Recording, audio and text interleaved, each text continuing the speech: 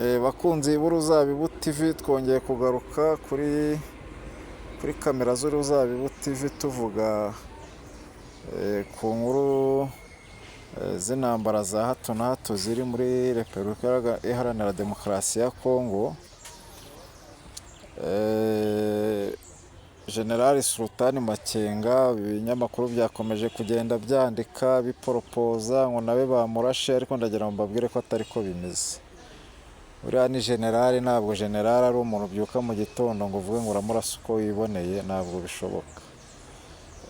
Kandi bariya ni abasirikare baharanira uburenganzira bwabo. Rega ndagira ngo mbwire perezida wa Kongo nawe agomba kujya abimenya ko bariya ni abenegihugu, nta handi yenda kubashyira, ahubwo agakwiye abatega amatwi bakagirana ibiganiro nk'uko ibiganiro bya Angola bagiye babiganiraho, bakabinegosiya, bakabivugaho, bakongera bakareba, bakemeranya n'agahenge. Buriya M23 nicyo kikubwira ko hari abantu b'abademokarate bashaka n'amahoro.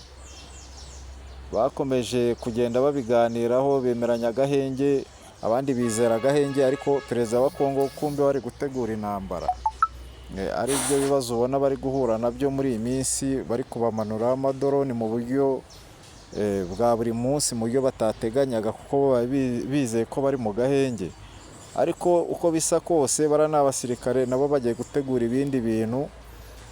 Ntabwo bategaga akanu ngo bajye babica bareba bategereje ibizabica bari aho ngaho gutyo gusa. Uko bisa kose nabo barahindura sitarateji y'intambara, kuko ni abasirikare.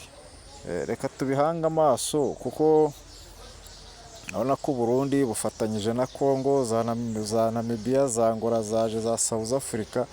Ariko buriya igihe cyose uzarwana intambara udafite objectif ituma urwana iyo ntambara, nta n'ubwo ushobora kuyitsinda. M23 ni abakongomani, kandi na Kongo irabemera, kandi baraharanira uburenganzira bwabo. Ibyo nibyo bagomba kumenya, ko uko bisa kose iriya ntambara bagomba kuyihagararamo kigabo. Mureke tubitege amaso rero, kuko ntekereza ko General Sultan Makenga nawe aticaye, ni umusirikare kandi azi icyo gukora, nawe afite ibindi ategura. Ntabwo indege zihama zibarasa nk'aho batazibona, cyangwa se nk'aho badahari. Uko bisa kose nawe afite ibindi bintu ategura, kandi turaza kubibona mu minsi mikeya, turaza kubona umusaruro wabyo.